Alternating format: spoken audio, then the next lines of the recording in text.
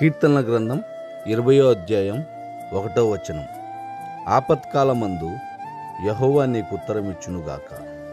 నీ ఆపదలన్నీ తప్పించే దేవుడు, నీవు మొరపెట్టక ఆయన నీకు ఉత్తరమిచ్చే దేవుడు.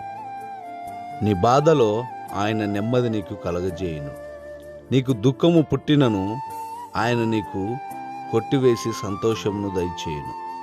నీ ఆపత్కాలమందు నీ చుట్టూ ఎవరు లేకపోయినను దేవునికి మొరపెట్టుము, ఆయన నిన్ను ఆదుకొనును.